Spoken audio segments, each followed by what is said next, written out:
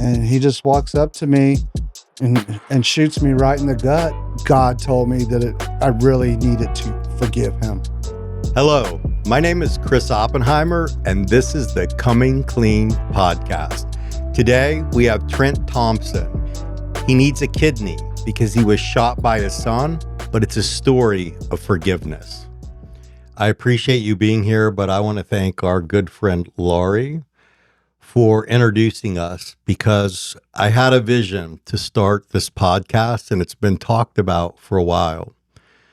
But I kind of put it up into the universe like I've got to find the right person, the right vibe, because coming clean goes core to my soul. And when I heard your story, I was inspired, and I'll be completely honest. I passed it off to another person because I got busy.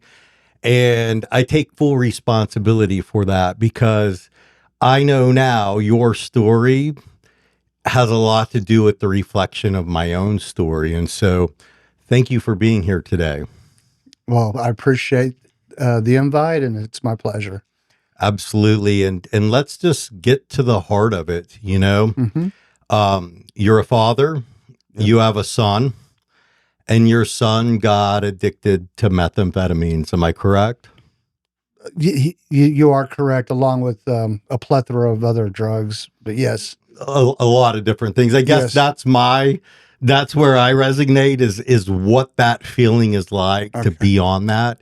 And so I kind of put myself in the place of your son Mhm. when I'm sharing the story, because my life could have landed me right where your son is today. And thankfully, someone in my life, my mother, showed up at the instant when I was about to be taken away, or I would be in prison to this day myself. And so when I heard your story, I knew that that's what coming clean was for me. Is I believe the first step to true healing is to be able to share our story.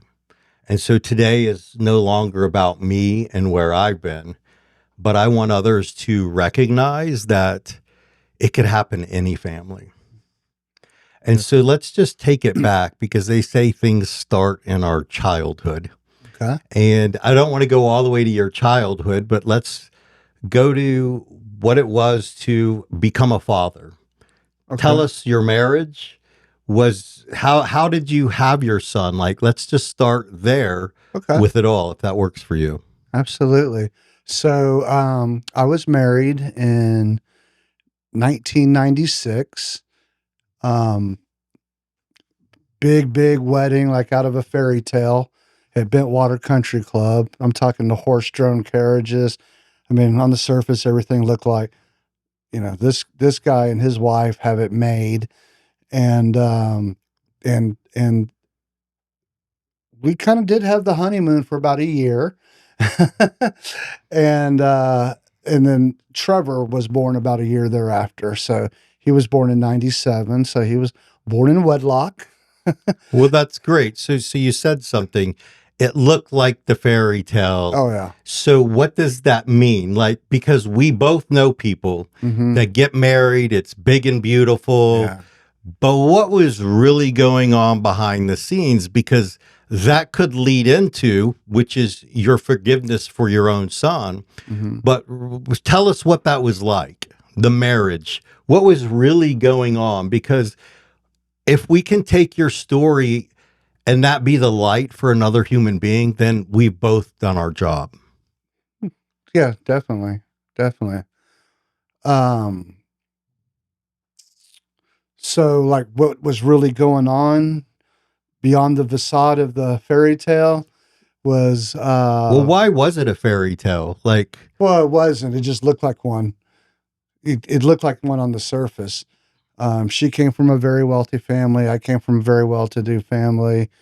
And just the wedding was still, I mean, anybody that went to that wedding would tell you that that was the most incredible wedding they ever seen. And, but they kind of call that time frame the honeymoon period. And we had our honeymoon. We went to Acapulco, and it was a good marriage, for about a year. And then, yeah, shortly after Trevor was born. Um, but there's so many different streets I can go down right now. Well, let's focus on Trevor. Okay. And let's go down the street with him. What was your relationship with your son, Trevor, Sure. right? I was, Were you a stay-at-home father? Did you work? Did his mother work? Were you all together? What was it like in his upbringing? kind of a traditional, I would go to work and then my, ex-wife would, stay home and that was the plan, was that she would be a stay-at-home mom. Um, and then, I would go to work and come home after work and I was just obsessed with him from the time I cut his umbilical cord.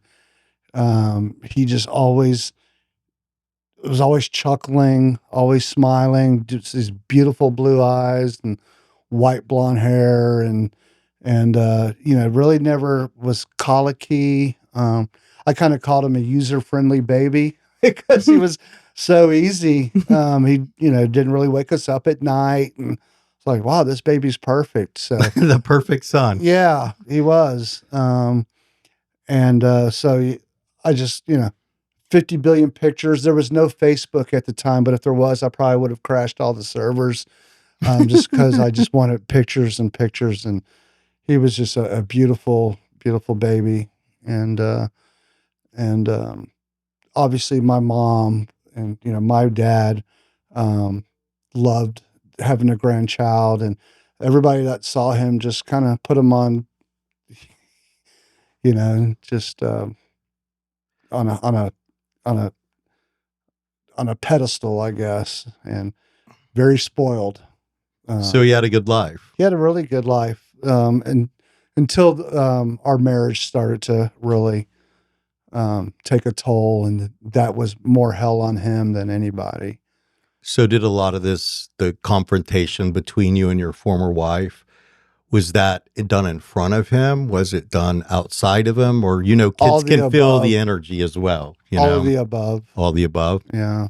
If you could go back in time, Mhm. what would be one thing that you would do differently about his childhood? I've never had children. Mhm. But as parents, I always see people, I would do this differently.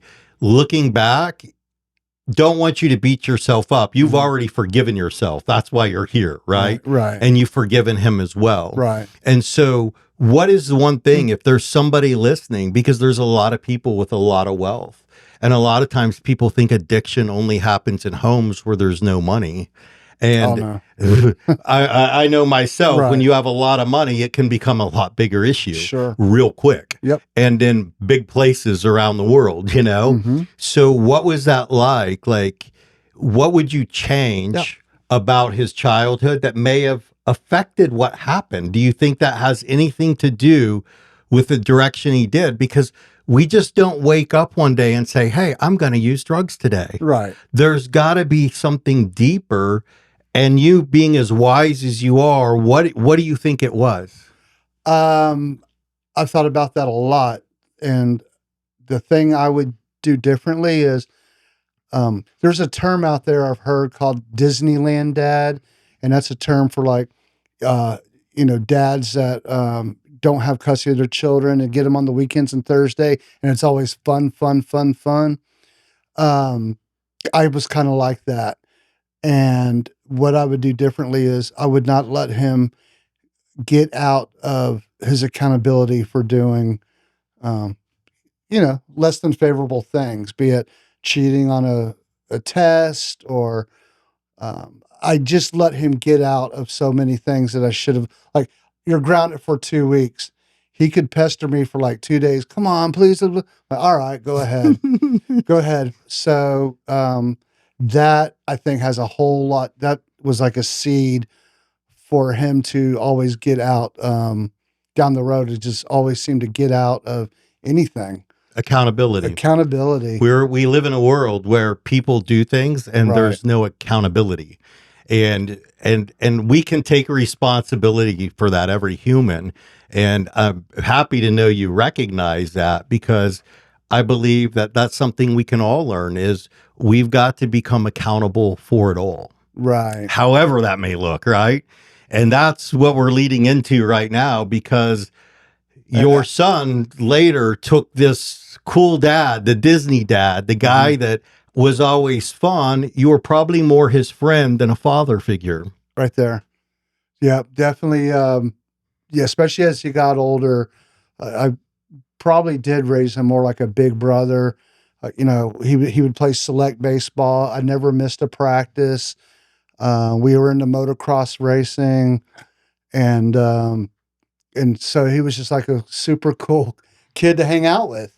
Like this is what I like my friends my age, same interests that he had. But that kind of goes back to the accountability. If he got in trouble, sometimes I would let him get out of it because selfishly it was something I wanted to do as well. A big motocross race, for instance, and he had no business going to that race, nor did I. And I still, uh, he knows he did wrong, and I did that way too many times. Because he would, I think he would just test me how far he went and kind of know how that ended up, you know. Let me ask you a question because you talked about your former wife and did she have custody? Was it joint custody? It was joint for a while, and then I ended up getting custody, and Trevor was a big part of that. I think he kind of played both of us for his agenda, and but yes, I ended up um, filing a suit to modify, and I ended up being the primary, and that involved a lot of case studies and all. It was a very long, expensive process. So you and your former wife, you never got to a point where you could co-parent Mm-mm, and do that together and mm-mm. make choices responsibly for the child. And we can't blame our parents. You can't Right, blame yours, I can't blame right, mine because we're all doing our best to right. get through whatever we're going through. And I'm just out here trying to figure out how we can make the world a better place Sure. through others' experiences. And that's what coming clean is to have these real conversations where we can both walk away and go, ah, you know, Yeah, that gives me peace knowing absolutely. that is complete. And so your son, he grew up, he was in high school, Mhm, right? mhm. And that was in the Austin area, correct? Yeah, Lake Travis. He went Lake. to Lake Travis High School. I used to live in Lakeway, so I know That's where exactly we where. lived. And my former fiance was a counselor there. She probably was his counselor, but I also think every counselor needs their own counselor. But Oh, yeah. don't judge me for that either, because I just every one of us needs guidance, Mhm. and I think sometimes when we get a certificate or we get a PhD or something, we feel entitled to having that. And just like you, I feel like the streets of hard knocks sometimes is where we learn our best lessons.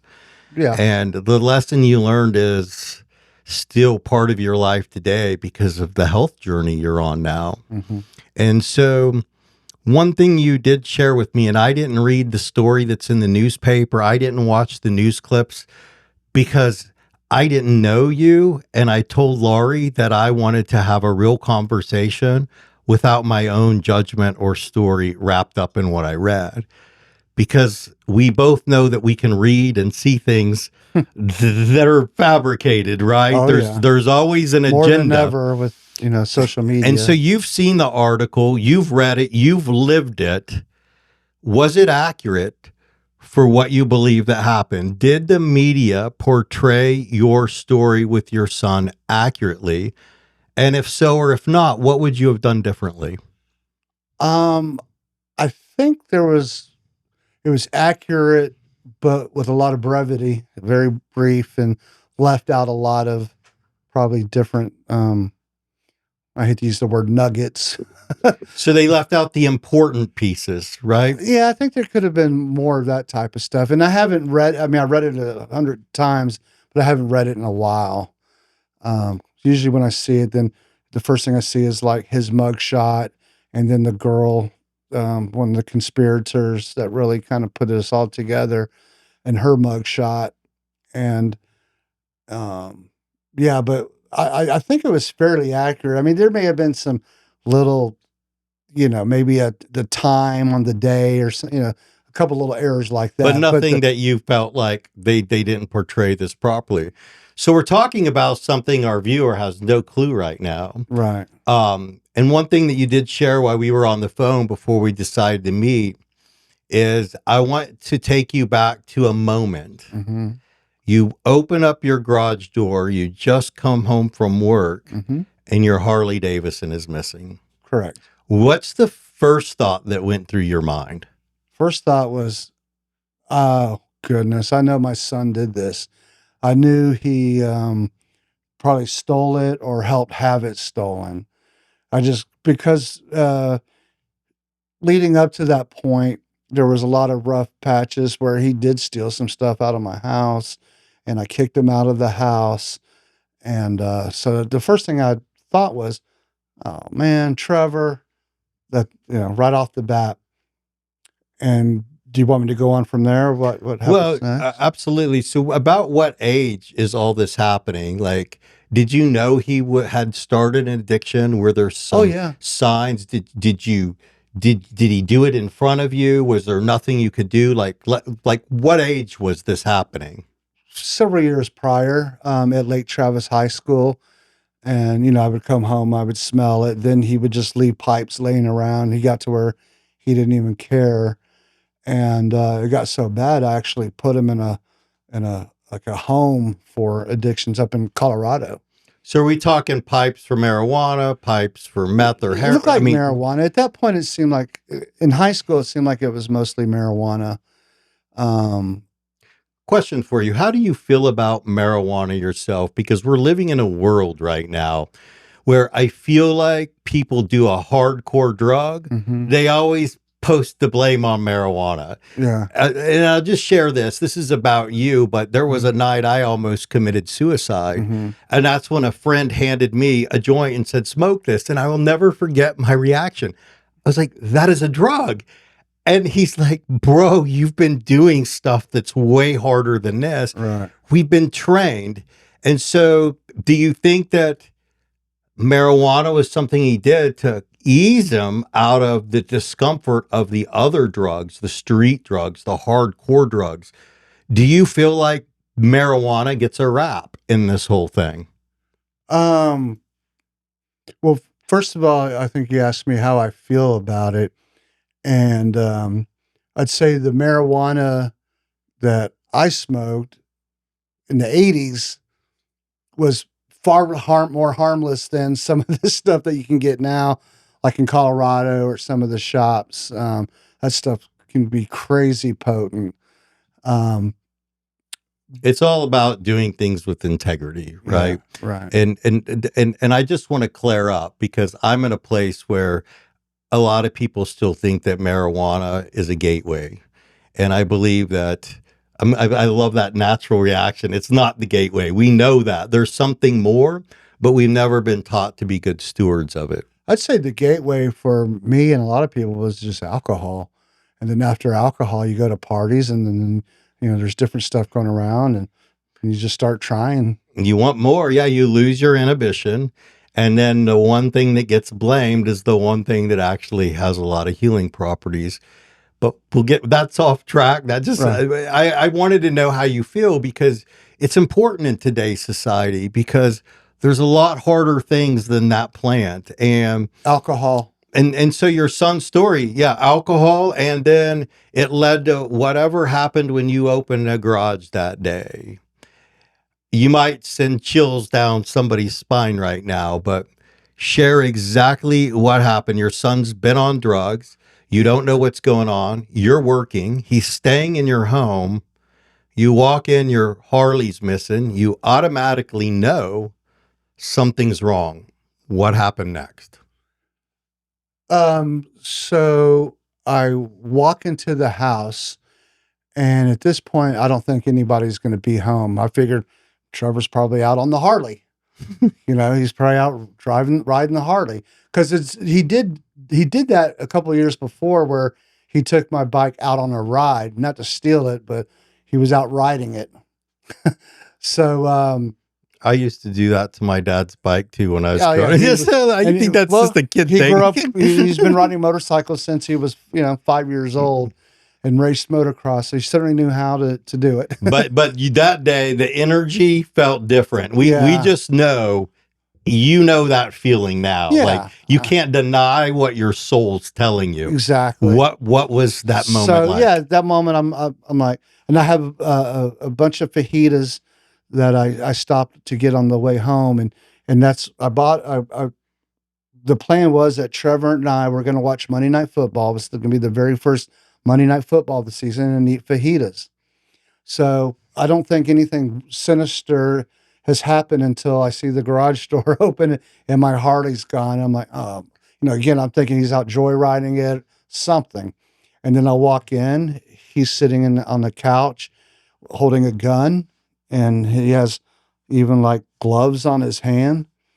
And there's a girl and a guy walking out of my master bedroom, and he just walks up to me and shoots me right in the gut.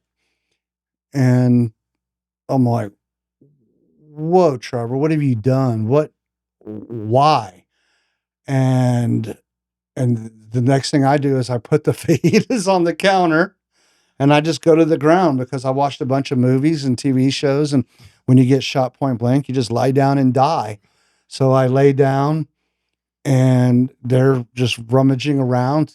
They're taking everything out of my house. Wow. And I'm, after about a few minutes of laying there in my blood, I'm like, man, maybe I can get out of here. Maybe I got a shot.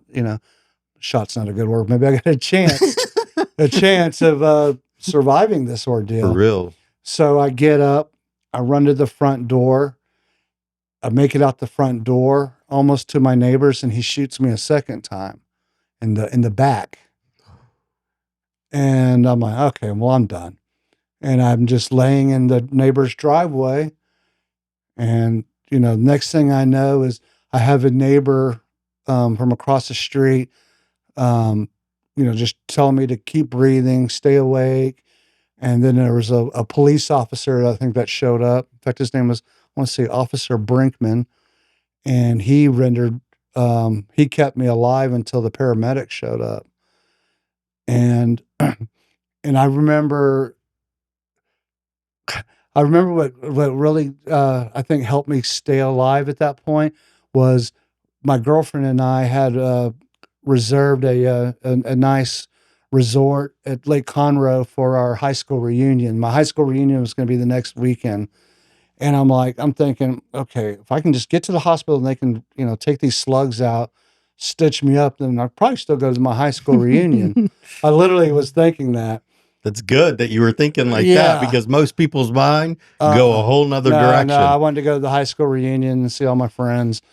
And then the next thing I know, I remember bitching about, I'm like, the ambulance driver, I'm like, are you purposely hitting all these potholes on purpose? Like, now I'm going from shot victim to an ass of a backseat driver. Welcome to America, right? Yeah, yeah. And I'm like, I know this drive. It's a very quick drive from my house to the hospital. Why is this taking so long? And why does he keep hitting all the potholes? And then that's it. And then days later, I kind of come to in a hospital room. And even now, I still try to piece some stuff together. But that's just kind of, it went from that to waking up in a hospital room and seeing some doctors and then the next thing I knew, it was going to be a 10-month ride through multiple hospitals, over 20 surgeries. So where are you on your health journey now since Right all this now, has happened? Yes. I'm full-time dialysis. The bullets did a lot of damage to everything in my gut, and they were hollow points. So it's like little grenades going off in there. My pancreas was really at first, what was the biggest struggle. I had to get some stents, and they were talking about all kind of other horrible, as far as quality of life type surgeries. Like one was called a Whipple, and I already forgot what that is, but it's something you don't want to have. That definitely would change your life from probably having all kinds of pancreatic bags and stuff like that. But now full-time dialysis. I've been on a kidney transplant list for about, I guess, almost about 5 years now. Been waiting on a Any kidney. update? Why 5 years? That seems like a long time. You're healthy. Hmm. You look healthy. Let's I just had to say get that. that way to qualify. I So was heavy. you've been qualified for 5 years, Right. and so you're still waiting for a kidney transplant. Mm-hmm. Your son is in prison. Mm-hmm. You guys have made amends, I take it, Mm-hmm. correct? Correct. What is that like now, and where are you on your journey with the transplant? So, what's ideal for a kidney recipient like myself would be to have a living donor because it's scheduled. You're in the same room. It's almost like getting a new battery versus jump starting an old one that would be the deceased donor. At this point, I'm like, whatever, just stick God, give something me in an me, answer, just right? get me off dialysis. Um, so sorry, I think I just lost No, track of no your worries. For question. those that don't know what dialysis is, Uh-huh. give us a That's a scenario great of what question because that I looks like. didn't know. Yeah, I had no idea. I've heard it mentioned and talked about. But what it is dialysis basically does the function of what your kidney. So your kidney does a couple of things. It cleans your blood and it makes urine. And when you don't have a functioning kidney, you don't make urine and you don't have anything cleaning your blood. So these big machines I think of as like a robotic kidney. It's pulling all my fluid out that I would otherwise, you know, leave. When you would urinate or I hmm would urinate. Um, so it's extracting what's all that fluid. So basically, whatever I drink stays in my body until I go to dialysis. wow. Yeah. So That's I a have to really watch like my I didn't know it volume. worked that way myself. That's a Yeah. really good analogy. Thank you. Yeah. You've educated me today as Oh, well. sure, sure. Because we don't know until we get in those situations, but It's a sometimes robotic kidney. awesome and it's amazing what they can do, and there is a place for all that, but Hmm. where you are is there's a lot of medications involved in everything you're doing right Oh now, and you have gosh. good days and bad days, and Yesterday was a bad day. today is a great day. Today's a great day. That's I feel awesome, good today, and we're but here, so thank yesterday you. I did not feel so good. Even after dialysis, I went home and laid in bed thinking I was going to take like an hour or two nap, and I didn't get out of bed until this morning. Oh wow. Well, you're very rested, Yes. and I appreciate you being here. Yes. Your son is in prison. Yes. What does that feel like? You know, as a parent, a lot of parents out there have had kids Hmm. or themselves that have been incarcerated for one thing or another. There's nothing to be ashamed of. A lot of times we take that on as our own thing. What does that feel like for you, knowing what really happened? Um, it's kind of like some days are better than others. So 2 Easters ago, it just seemed like God told me that I really needed to forgive him. And 2 Easters ago, I forgave him. Up to that point, he sent letter after letter after letter. I never read any of them, and I still haven't read them because I threw most of them away. Um, and then I can't remember the details of why I thought, and I think it was correct, but what spiritually, I can't quite recall exactly what happened, other than I remember it was Easter, and I took his phone call and we spoke, and I told him that it's not my role to forgive or not, and it's not my blood on the on the cross. It's Jesus Christ's blood, and that pays for your sins, and I forgive you because that's my role as a Christian. I need to forgive you, so I did it for me, and it felt so much better, and even now it feels so much better that right after we speak, I'll say, I love you too. It's just like, a normal father son conversation. Do you think he's will he be able to get out? Where is he in that? And can he give you a kidney? Um, I don't think he'll get out until probably long after I'm passed. He was sentenced to like 35 years. Well, you never know if I get a kidney. um, but But so that's weird because you're the father. He's the mhm, one that shot you. You yeah, guys made amends. mhm. It kind of seems like he's well on his way to healing. He is. He's Why should taking he have to classes. spend his whole life like this is where the whole forgiveness thing is Yeah, like this you're the father. You should have the say in my son should stay in prison or he should not. yeah. If you had your choice, would you have your son back? Do you think he's received the help that he needs to be a better man? That's a great question, and I'm terrified to even answer it. I mean, I'm not terrified to answer it, but to answer it in a way, it would still be a gamble to me because You're trying to come from a I have place of done that love, but because what I yes. was talking about earlier, how I always came around and let him get off the hook. Is it would be like, am I doing that again? Mm. So that's a tough one, and to me, honestly, it would seem like a gamble. I wish I could say, "Oh, absolutely, yes, I would wish he would get out next week," but I still have, you can forgive and not forget, You and know, it's something I just can't forget. It still pops up in dreams. it's a I trauma. never in a million years dreamed that would happen. Like I've told other people before, yeah, he would be capable of joyriding the Harley or even stealing stuff in my house.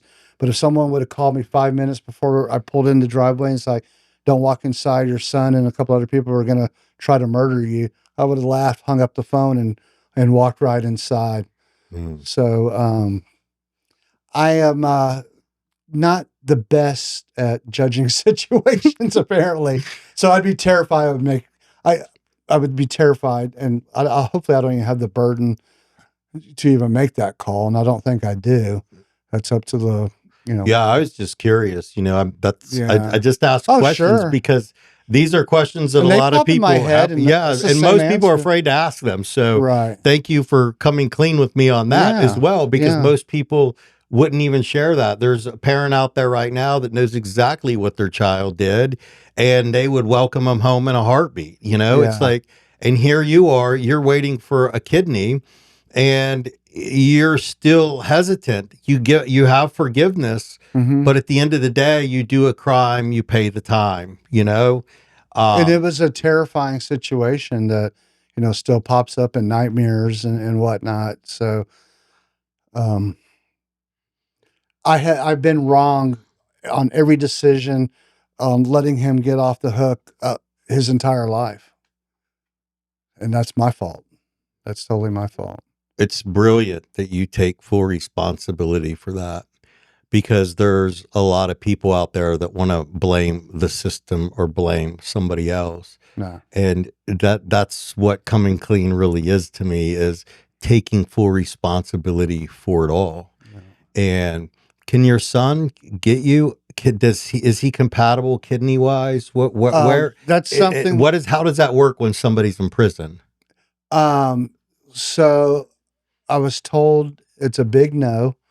There's first of all, there's the logistics of having somebody who is in there for attempted murder, and then you throw in the fact that it was me. Um, into the logistics of security and all that in a hospital room to that was some of it. Second is even like, let's say, uh, there was somebody in prison who wanted to donate a kidney to me that just heard about my story, just some random person. They don't really, the living donor program does not take people from um, correction institutes because of the high chance of HIV. HIV apparently is, it's a big thing in correctional facilities. So, or other blood diseases. So there was like about three or four factors as to why it couldn't be done. And then He's on blood pressure medication now. Yeah, he's got a past of addiction, so who knows what his own kidneys are looking like at this point. Exactly. And then he does have his own health issues now with blood pressure. So what you're really putting into the universe is to get a living donor transplant Hmm. of your kidney. Yes. And you've been on the list for 5 years. Can you move up in the list? What moves you up in the list? How can we assist you in facilitating that? You know, sometimes I've seen people on a list and they wait until their bodies are so weak. What is the point? Like, let's get you while you're still strong. Exactly. So what do we do? Like, you're a good man. You've got forgiveness. How do we assist somebody like you in today's world? I don't know if there's anything that we can do. So every state has their own average of how long it takes to get a kidney. California's 10 years, Florida's 3 years, Texas happens to be 5. Now that's a deceased, that would be for a deceased donor. Obviously, if you have a living donor that fits the bill, then you can do it, in a year if one was so lucky. So it's really just the time frame in Texas is about a 5-year wait. But I will tell you that probably 1 or 2 out of 10.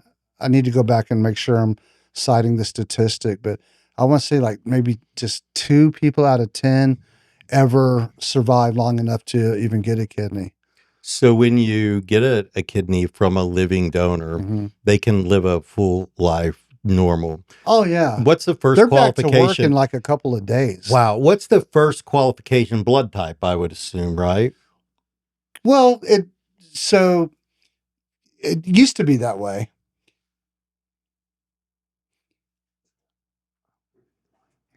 Anyways, it used to be that way, but now they have a program where there's kind of like a swap program or like a lot. I don't want lottery's a bad name, but so let's say that um, somebody wants to donate a kidney to me, but we're not the perfect match.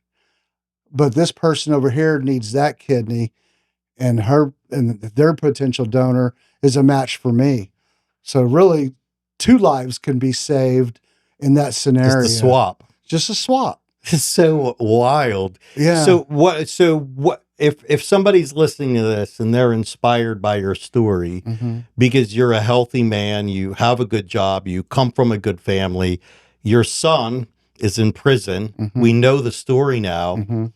What are we asking for? If somebody out there, a gift from God, wants to give you a kidney, what are you looking for? Blood type?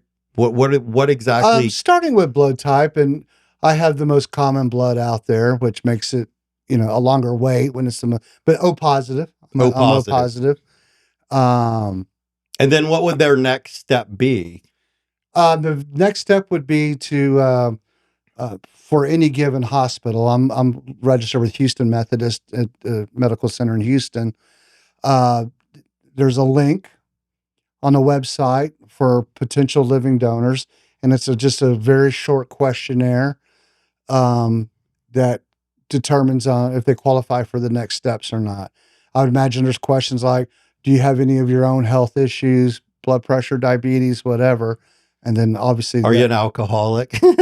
yeah, You don't want that kidney, right? probably no. They probably wouldn't qualify. Yeah, So in all seriousness, I believe somebody out there is going to listen to this. We can supply the link if you can get that to me. absolutely. And you heard from me, from Laurie, what coming clean is all about. And I just want to thank you for taking time to sit down with me because I resonate with your story deeply, not from your side, from your son's side. Only I never had to go to prison and I never did anything like that. And I'm thankful every day. And part of my own healing and part of what allows me to keep going is to share stories like yours because there's so many stories out there like that. And I feel more and more people, if we could just come clean and create a space of oneness because we are one. Hmm. And the way that starts is start putting others first. And I appreciate you for who you are. And I'm grateful for Laurie to introduce you to me. But I'm going to stand with you that we get you exactly what you need. Uh, because that's what it's all about. Right. And so also the other thing is, the space that I'm in the hemp, and we're doing holistic healing and all that. Hmm. We have a full medical advisory board, and we've got a really cool product coming out with mushrooms and cannabinoids, no THC, by the way. And I would love if your doctors are willing to work with our medical team to create you some natural solutions along this journey, because we know that all those medications take us from our higher self. They do. They do. My medicine cabinet, I probably need a second medicine cabinet built into my house. I take like 7 different pills in the morning. I got to take all kinds of different pills when I eat.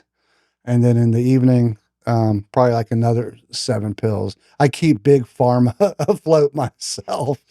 I feel like, Just know that that's not you. That was right. by design. Yeah. And it's time to reverse that back and begin.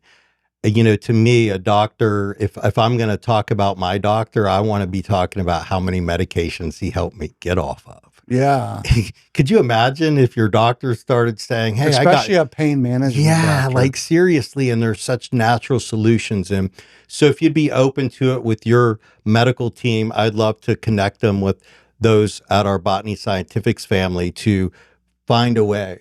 But more than anything, I'm here to take a stand for you to get the kidney that you need so that you can live a powerful life. Can I just say that we're on the same page there? I definitely want a kidney, but beyond me, I just want more awareness. Kind of like what we talked about earlier. I didn't know what dialysis was.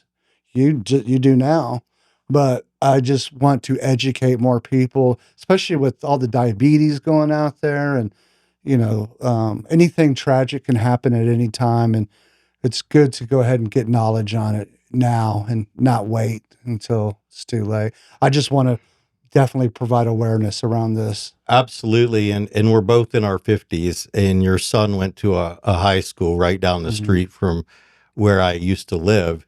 And we were told, our age group, drug-free school zone, and that is where it all started. Yeah. It's time to really talk about the real situation and come up with solutions. And for me, a solution is, like you just said, get the word out. Yeah. People can learn from other humans that have had the experience. And you can only do that when we're live. We can't do that through AI. We can, Right. it's time to connect human to human again. And so that is why I wanted to take the time to meet you, to do this the right way, to honor your story, Thank you. because it is powerful. So thank you. I appreciate it. It's actually very therapeutic for me to talk about. So I It's appreciate it. therapeutic for me to do this. So Thank thank you. you for coming clean. Likewise. Appreciate it. Absolutely.